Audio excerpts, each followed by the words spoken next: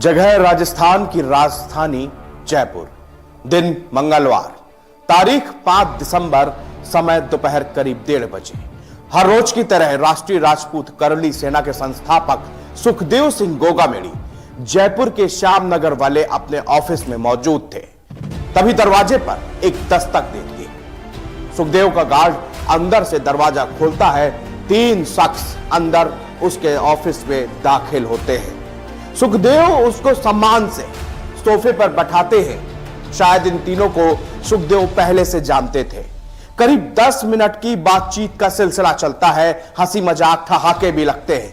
इसी बीच में मेहमान बनकर आए युवकों में से एक युवक, जो कि सुखदेव के ठीक सामने बैठा है, खड़ा होता है और उसके पीछे की तरफ हाथ ले जाकर एक पिस्तौल निकालता है और ताबड़तोड़ गोलियां सामने बरसा देता है।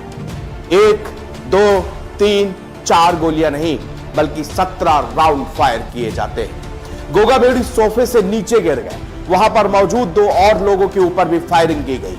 वो भी दोनों वहीं पर गिर गए। बंद कमरे में 3 लाशें गिर चुकी थी। दीवारों पर गोलियों के निशान चस्पा हो गए थे। चारों तरफ सन्नाटा पसर गया। कौन थे ये लोग पता नहीं, कहां से आए थे पता नहीं, मगर इरादा इनका साफ था, गोगामेड़ी की हत्या करना। जिस वक्त उनके पास ये लोग पहुंचते, उनके शरीर के खून बह चुका था। फिर भी नजदीक के एक अस्पताल में उनको पहुंचाया गया, जहां डॉक्टरों ने उनको मृत घोषित कर दिया। हमले के दौरान सुरक्षा गार्ड की भी गोली लगने से मौत हो गई। हमलावरों ने नवीन सिंह शेखावत को भी गोली मारकर मौत के घाट उतार दिया। कहानी यहां खत्म नहीं होती, दरअसल ट्विस्ट है। राजपूत करणी सेना के संस्थापक सुखदेव सिंह गोगामेड़ी के ठीक बगल में बैठा था उनका खास नवीन सिंह शेखावत।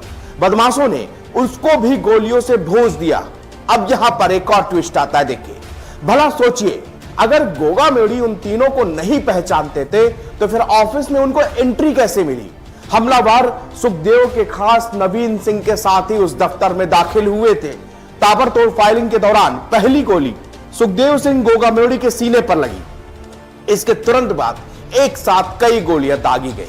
गोगामेड़ी के जमीन पर लुढ़कने के बाद भी उनके सटाकर सिर पर नजदीक से गोली मारी गई, मानो हमलावरों के सिर और आंखों में सिर्फ और सिर्फ खून सवार था। घटनाक्रम के दौरान सुखदेव सिंह गोगामेड़ी का एक गनमैन भी उसी कमरे में मौजूद था। हमलावर ने उस गनमैन को भी गोली मारी। जमीन पर गिरने के बाद उसे और गोली मारी गई।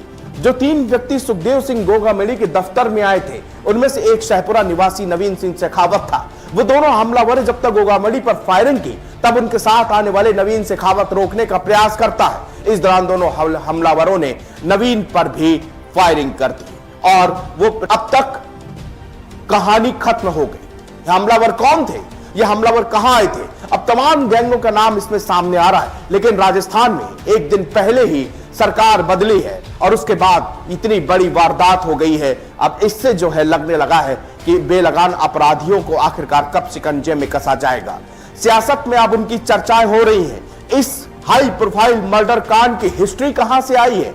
कौन थे ये लोग? किस गैंग से जुड़े थे? क्या आखिरकार किसी लॉरेंस बिश्नोई का गैंग का हाथ इसमें है, या फिर कोई राजस्थान में जिस इससे पुरानी अदावत के लिए ये इस तरह की खूनी रंजिश पूरी रची है?